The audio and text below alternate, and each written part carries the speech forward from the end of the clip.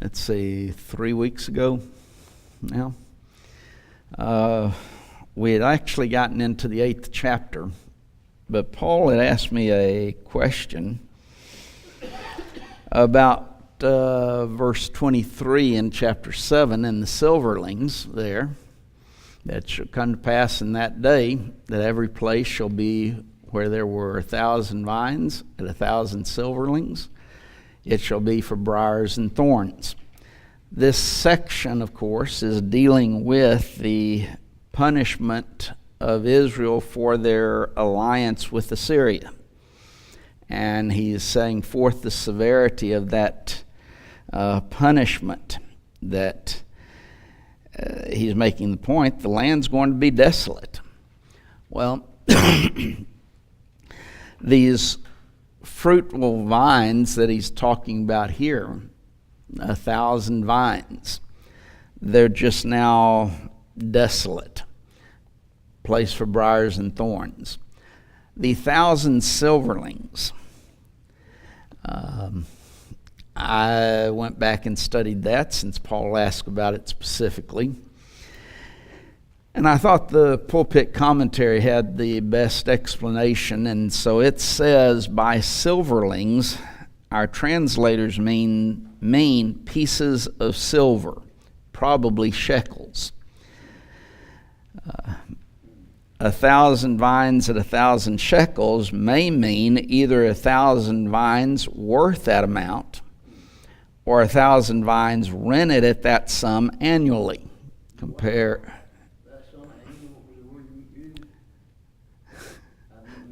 Just a minute.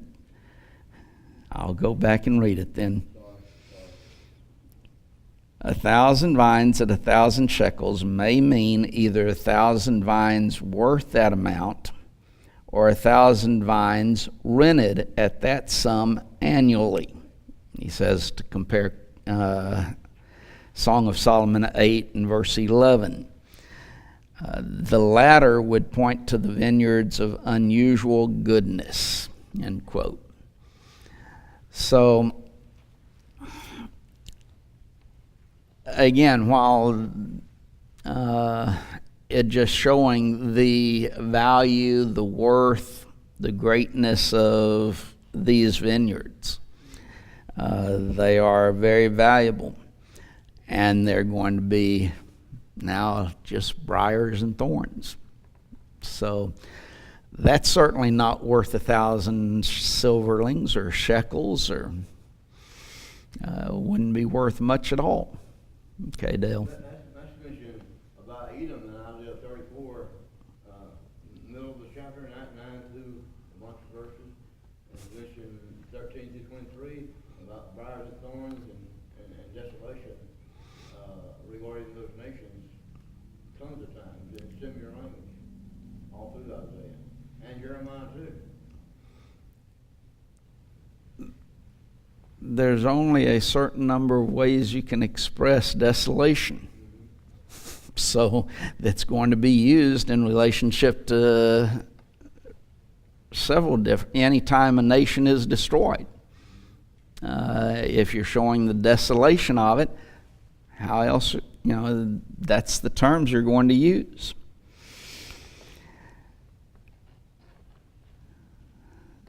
So now then, going down on into chapter 8,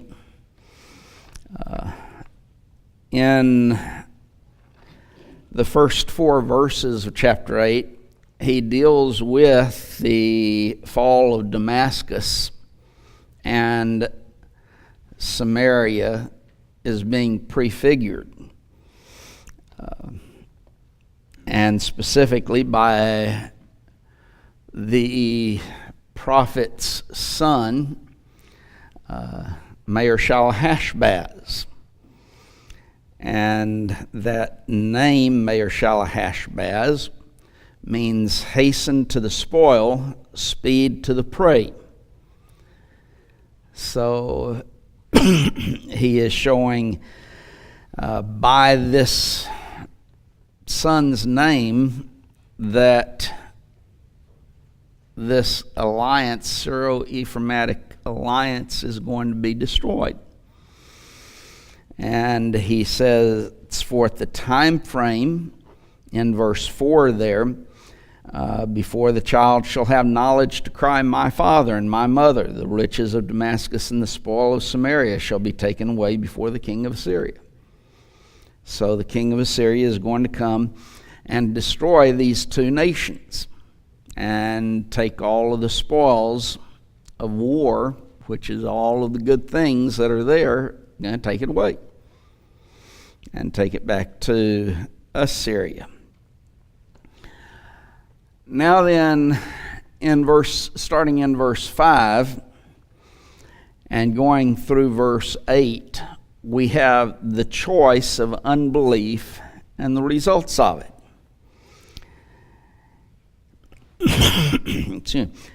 In verse 5, he says, the Lord spake unto me again, saying. So this is very basically God's message to Isaiah. And we could spend the time dealing with inspiration, because this is God using Isaiah, God speaking to him for him to speak to the people. That's inspiration. But it is God's message, and thus not Isaiah's message. Verse 6, for as much as this people refuseth the waters of Shiloh that go softly, and rejoice in Rezin and Remaliah's son. Okay, now then you're dealing with the southern kingdom, and here's the reason for coming judgment upon the southern kingdom. The people had rejected God's reign, and they were trusting in Rezin and Pekah. Rezin, the king of Damascus, and thus Syria. Remaliah's son, who is Pekah, the king of the northern kingdom of Ephraim or Israel. So they had rejected God and his control, his reign for these two nations. The waters of Shiloh that he mentions here that go softly are the waters that feed the pool of Siloam. If you look in John 9 and verse 7, Jesus tells this man to be healed, go wash in the pool of Siloam, which is by interpretation sent. And he went, therefore, washed, and came seeing. So he's blind. Jesus tells him, go wash in this pool, and he sees. Well, the waters of Shiloh are flowing softly into that pool of Siloam. Now, obviously, he's not talking about the actual river. This is a figure that he is using to express what idea? Well, the idea is that a kind, benevolent sway of God's rulership that would be administered through the house of David. Remember, God had made David king, and he promised that there would be somebody on that throne forever. Of course, that has ultimate reference to Christ. But they were rejecting that rulership now, and thus rejecting the rulership of God himself. Common practice through Israel's history, the nation of Israel as a whole, and a common practice in regards to the southern kingdom of Judah as well, after the division of the kingdom. That would be one of many verses, 2 Samuel 7, 12, and following. There'd be many verses, but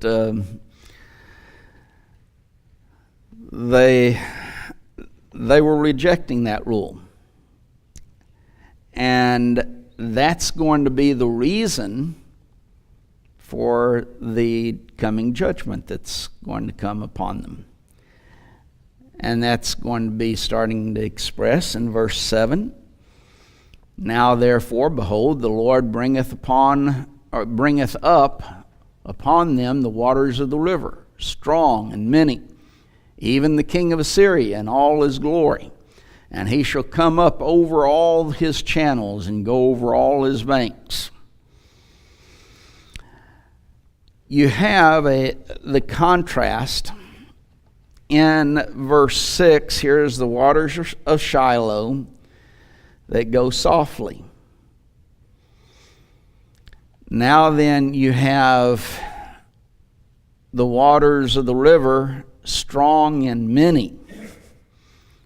There's a stark contrast here, something very smooth and flowing and peaceful, as opposed to a raging storm type river that's going to come upon them. He identifies in verse 7 who that strong, mighty river is, and that is the king of Assyria. So that's the river that he's alluding to. The allusion to the river here is an allusion to the Euphrates River. Now this term regarding the river or river is often used in Isaiah for the Euphrates. So remember that as we go through the book. If there's a reference likened to that, it oftentimes generally will refer to the Euphrates. Now then, with the Euphrates, part of it would be fed from the mountains. And in the spring, you would have the melting of the snow from the mountains, and they would flow down into the Euphrates. And the result is, with all of the added water, what's going to happen? It's going to overflow its banks. Thus, that's the idea here. He shall come up over all his channels and go over all his banks. He's indicating a raging flood that's coming. Now then, the idea of his channels and his banks would be, here's his land, the land of Assyria. And that's his banks, that nation. He's overflowing it, doing what? Well, he's conquering nations. He's going into other nations and conquering them. And he's contrasting the river to the raging of them against other nations. It's kind of like putting a mental contrast together. Okay. He's made a contrast. You've rejected God. Now then, this raging river of Assyria is going to overflow its banks and come into the land of Palestine. And it's going to be a destructive type of situation as he comes into that area.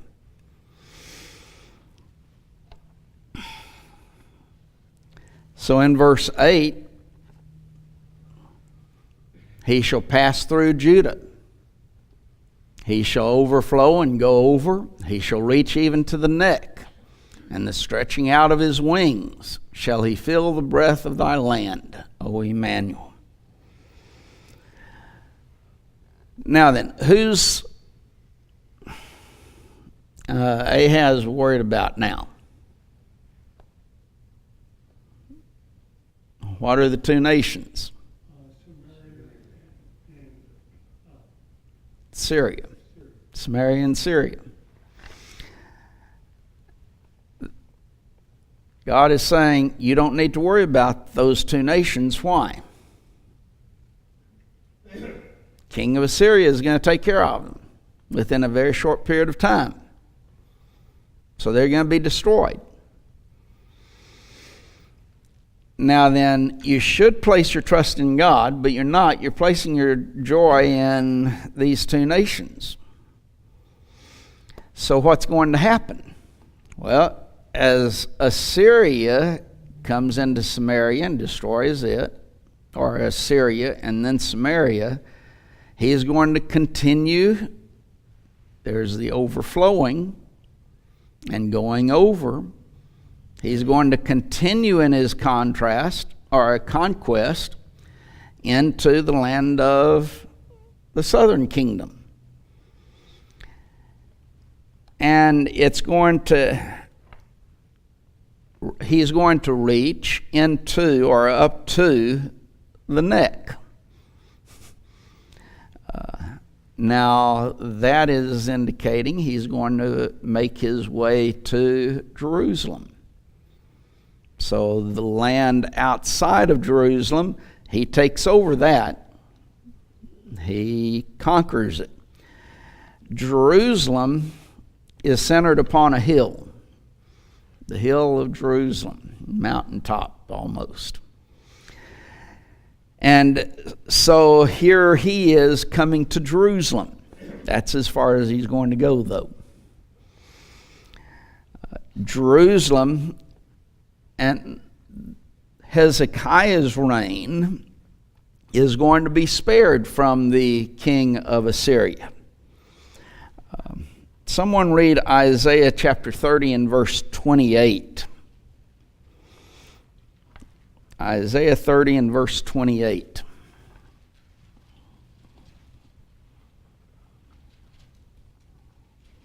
And his breath, as an overflowing stream, shall reach to the midst of the neck, to lift the nations with the sieve of vanity. And he shall be a bride in the jaws of the people, bridle in the jaws of the people, causing them to dare. Okay. Using the same type of figure here, an overflowing stream, doing what? Reaching into the midst of the neck.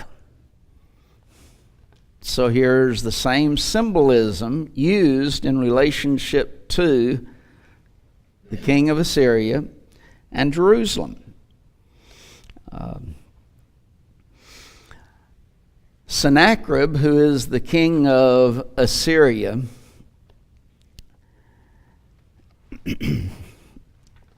during this attack, 46 cities of Judah, the southern kingdom, were taken by Sennacherib. Jerusalem, of course, was not, but 46 cities. Jerusalem was besieged. You remember that? And what happened at that time? 185,000 people, Syrian soldiers got slain by an angel, and they were all dead next morning when they woke up. You mean those dead people woke up? Well, you know what I'm saying, and he went back to his own land, and his own sons murdered him. Okay, God had or killed 185,000 of his soldiers, and the ones who were spared woke up, and here's 185,000 dead. Yeah, because Rabshakeh blasphemed God and a bunch of other stuff. Okay, we'll get to that later on in Isaiah, but as a result, they leave, and Jerusalem is spared by God. So literally, the city of Jerusalem was delivered by God himself. Bill? Wasn't there also a prophecy about the cost of a bushel of wheat or something? Basically, and I don't remember the exact figures, but yes, because of the siege, you couldn't get anything. And so the prices of a bushel would be exorbitant. And then the next day, because Sennacherib leaves, everything, the prices return back and they go down and they're normal prices again. So you can buy a great deal at that point in time. Jerusalem was spared destruction on this occasion because it belonged to God. And because of the messianic promise that God had made. And that goes back to the promise that God made to David. And now then, in going back to chapter 7 and verse 14, that there's going to be a sign given. What is it? A virgin should be with child and would bear a son, call his name Emmanuel, God with us. That there's going to come a time down here in which there's going to be that virgin birth. That's that messianic promise. If God had allowed Jerusalem to be destroyed and the kings, that lineage destroyed, what would have happened to the messianic promise? Wouldn't have been able to be accomplished. So, in order to provide that messianic promise and the fulfillment of it, God spares Jerusalem. He's always spared a remnant. No matter how destructive it was, There's always a remnant that is spared. No matter how bad it is, and might be a very small remnant, but there's always a remnant that is saved. This could have been a sign to Isaiah when he says, "Oh, Emmanuel." Remind him of the fact that Emmanuel is still coming to that land. That's what I'm talking about in relationship to the reason that God is sparing Jerusalem is because of Emmanuel.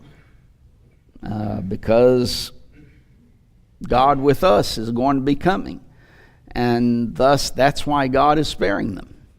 Or sparing Jerusalem, even though the surrounding cities were taken. Dale? Jerusalem, in that regard, is a type of spiritual Jerusalem, Israel, because in Galatians 4 says Jerusalem which is above is free, which is the mother of us all. Many times, Old Testament cities, the land of Canaan is you have the Old Testament is a book of types. It's typology. So yes, that is included in that. Now then, starting in verse 9 and going through verse 15, we have a section I titled it, "The Challenge of God's Grace."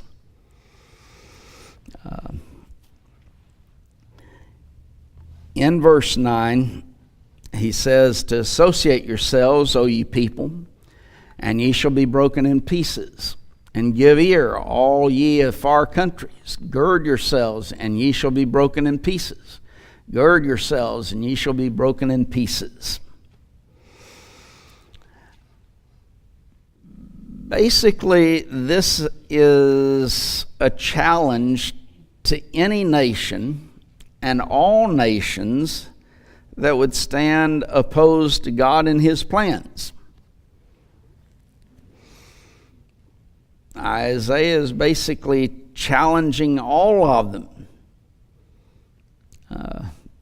to resist God's plan. Basically, using our language maybe, take your best shot. You're not going to succeed. Do the best you can, if you can. So it doesn't matter if you're Sennacherib. Sennacherib's a great illustration. You think you're so strong and so powerful and that your gods are more powerful than any gods?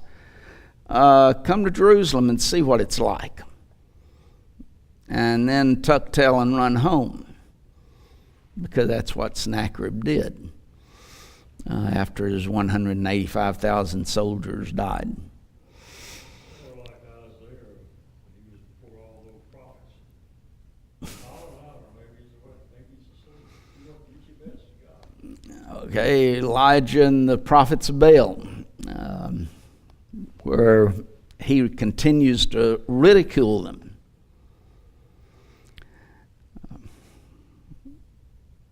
Well, I'm going to anyway. I started not to, but a lot of times people get upset when you start ridiculing someone. Basically, Isaiah is ridiculing the people here, all these other nations. Elijah, in his contest with the prophets of Baal, ridiculed them, made fun of them, insulted them. But he was still doing it out of love, though. So you Okay, but that's not the point right now, Dale.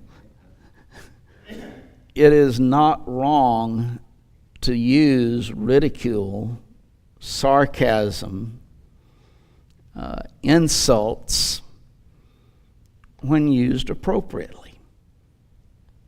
God did it. That's the point I'm going to make. Yes, of course it was done out of love, but it's not wrong to use those types of things. That's what Isaiah is doing. You nations think you're so powerful and strong? Come ahead. See what happens.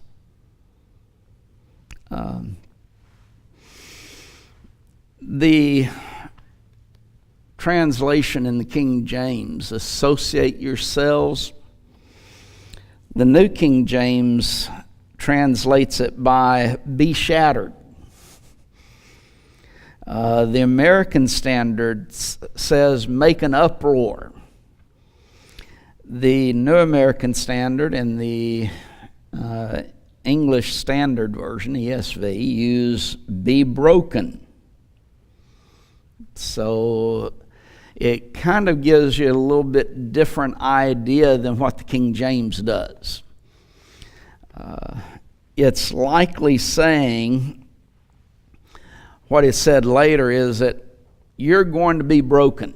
It's basically the same idea as ye shall be broken in pieces.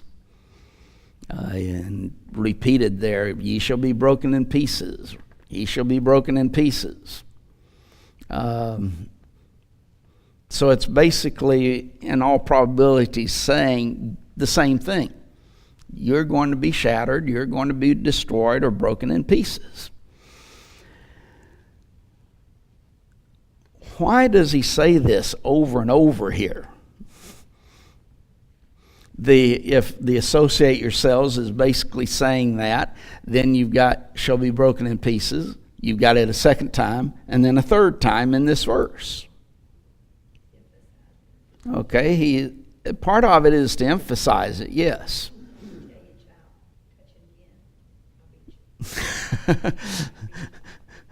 Well, the problem with that is that the child learns a lot of times he's not going to do it. You got to follow through with it.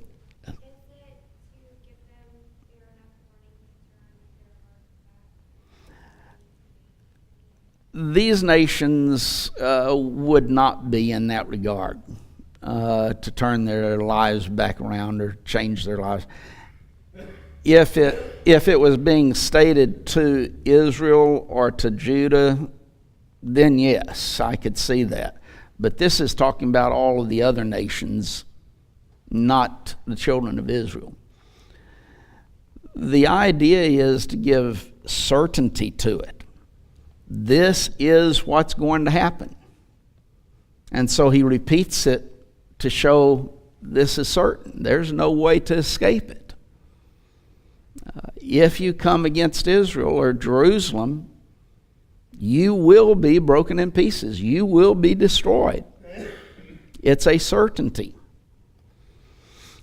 And thus the repetition of it, to emphasize that aspect. Is that who he's talking about, the Syrians, where he says, "Oh, you people associate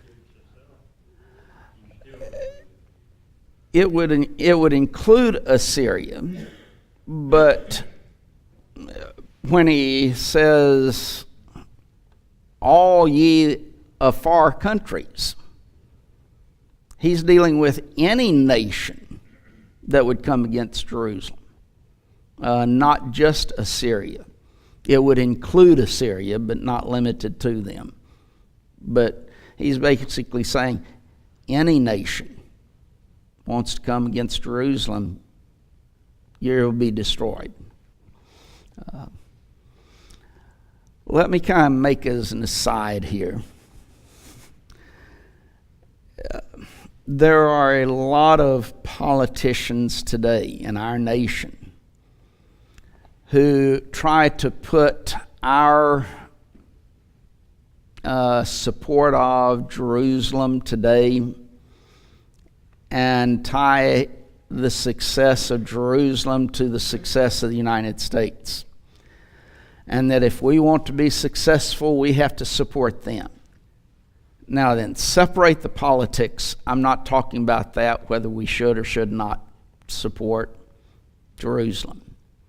That part, for what I'm saying at this time, that's immaterial, whether we should or not. Our success does not depend upon that. That is a premillennial viewpoint of the nation of Israel, and that going back to things such as this, if you want to be successful, you have to support Jerusalem. If you want to be destroyed, you got to just fight against it. If you want to be destroyed, don't support them. But it goes back to that premillennial viewpoint that God is going to come back to Jerusalem, or Christ is going to come back to Jerusalem and set up an earthly physical kingdom. And that supposedly that nation that started in Jerusalem in 1948 is the basis of that now. Some in writing books said that that clock started ticking in 1948 again as to Christ coming to set up his earthly kingdom. Well, Christ set up his kingdom in, well, whether you want to call it 80, 29, 30, or 33, I don't really care. It's at Jerusalem. It began at Jerusalem in Acts, the 2nd chapter, on Pentecost, that first Pentecost after the resurrection of Christ. The kingdom is the church. And that's when the church was set up and established. And Christ is not going to come back to this earth. Christ is already King of kings and Lord of lords.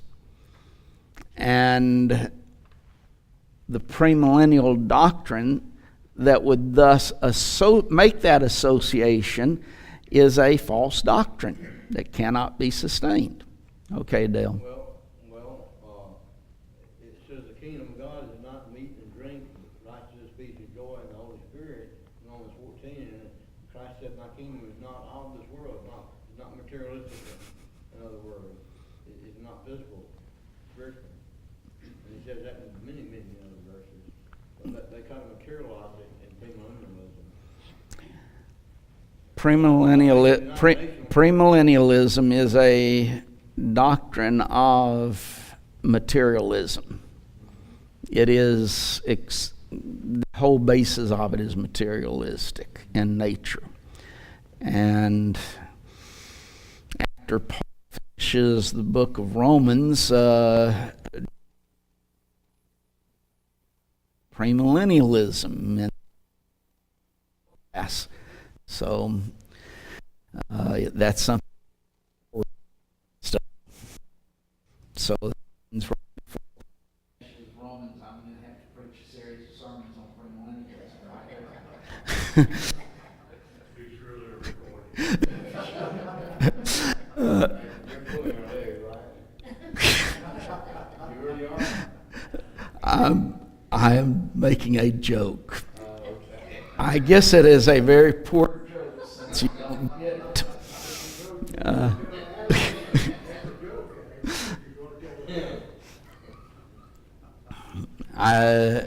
I have a series that my dad preached about 20 sermons on premillennialism. So I could preach that right before. No, I wouldn't do that to Jason. But it is a materialistic system. This world is the main focus of it. Now then, that was an aside. Because this verse ties into that thinking. If you want to be successful, you've got to support them. If you don't support them, you're going to be destroyed. And so the success of the United States is based upon our support of Israel. That's just false doctrine. Verse 10 now. Take counsel together, and it shall come to naught. Speak the word, and it shall not stand, for God is with us. Is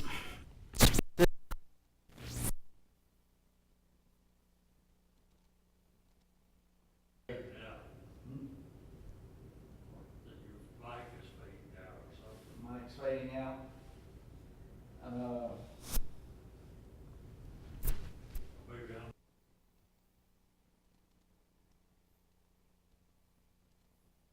That way. Andrew, I hope you got that.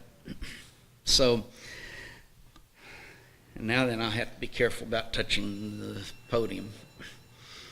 All these, specifically Assyria and or the Syro-Ephraim alliance of Syria and Ephraim. But it would be applicable to any nation. They can join together, and that's take counsel together. That's the nations joining together, whether it be Assyria, whether it be Syria and Ephraim. You can join together, but your plans will not stand. It's going to come to nothingness, to naught. The reason that it will come to worthlessness or not, nothing, is that God is with us. And if God is with us, Isaiah is saying, then no nation can overcome us. No combination of nations can overcome us. This also goes back to verse 8. The reason that God was sparing Jerusalem, O Emmanuel, the coming of the Messiah. God's plan for the bringing of Messiah into being. Remember Galatians 4 and verse 4, in the fullness of time, God sent forth his Son, made of a woman, made under the law. That God was making plans for the coming of his Son in the fullness of time, that is, when everything was prepared. It wasn't prepared in the time of Isaiah. That wasn't the right time. It wasn't going to be 700 years or so later. But all of these nations can combine together. It didn't matter who it was. It doesn't matter how many there would be. It's not going to prevent God's purpose, God's plan. You can all join together, but that seed, the Messiah, the Christ, is still going to remain, and he's still going to come.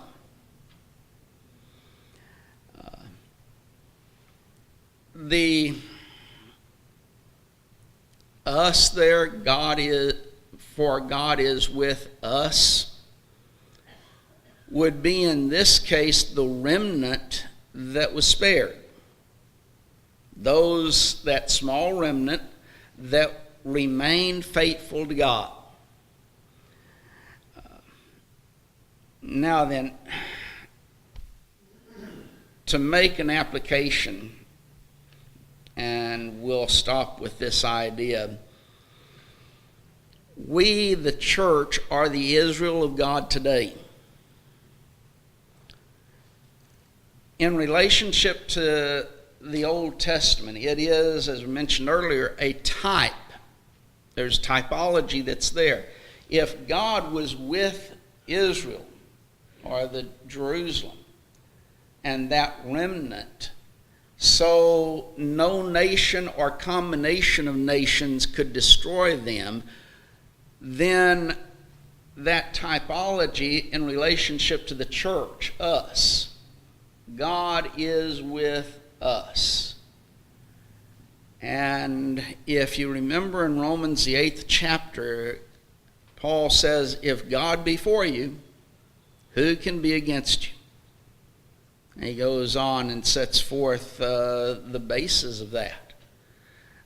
But if God's for us, doesn't matter who it is, how many it is, how powerful they might be or seem to be, or anything else, we will be successful. And that's what Isaiah is saying to Israel, or to Jerusalem. You're going to be spared, even though you have this great nation coming upon you. You're going to be spared because God is with us. And if God is with us, it doesn't matter how many or how great they are, they will be broken in pieces. They.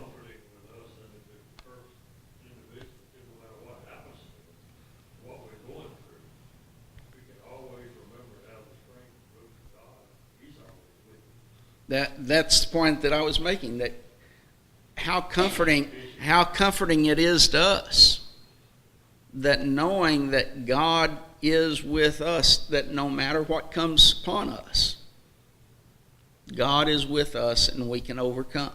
We will be overcomers. And with that, we'll stop and pick it up at that point, Lord willing, next week.